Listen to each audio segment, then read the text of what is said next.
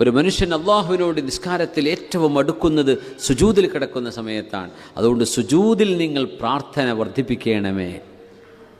ഇമാമിൻ്റെ കൂടെ ഉണ്ടാകുമ്പോൾ വർദ്ധിപ്പിക്കാൻ പറ്റില്ല. ഒറ്റക്ക് സുന്നത്ത് നിസ്കരിക്കുമ്പോൾ എന്ത് ചെയ്യുക? നമുക്ക് വാരിതായ ദുആകളൊക്കെ ചൊല്ലിക്കൊണ്ടിരിക്കണം. അള്ളാഹുവിനോട് ഏറ്റവും കൂടുതൽ അടുത്ത് വരുന്ന നിമിഷം നമ്മൾ സുജൂദിൽ നിൽക്കുമ്പോഴാണ്. ഫക്തിറു അദ്ദുആ. അതുകൊണ്ട് അള്ളാഹുവിനോടുള്ള പ്രാർത്ഥന ഒന്നും നമുക്ക് ചൊല്ലാൻ അറിയില്ല എന്ന് വിചാരിക്കുക, മനസ്സിൽ ദുആ ചെയ്യാം.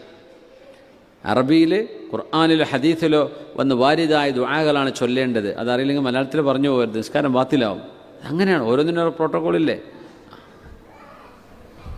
പാസ്പോർട്ട് ആളറിയണം, പാസ്പോർട്ട് മലയാളത്തിൽ എഴുതാൻ പറ്റുമോ? അത് ഇംഗ്ലീഷിൽ എഴുതാം എന്ന പോലെ ഓരോന്നിനും ചില ഡോക്യുമെൻറ്റുകൾ അതിൻ്റേതായ ചില റൂൾസ് ഉണ്ടാവും. നിസ്കാരത്തിൻ്റെ റൂൾ അതാണ്. ആ ഒരു ബേസിക് അറബി ഒരു മുസ്ലിം പഠിച്ചിരിക്കണമെന്നാണ്. നിസ്കാരത്തിൽ ചൊല്ലേണ്ട ദിക്റുകളും ദുആകളും ഫാത്തിഹയും സൂറത്തും മിനിമം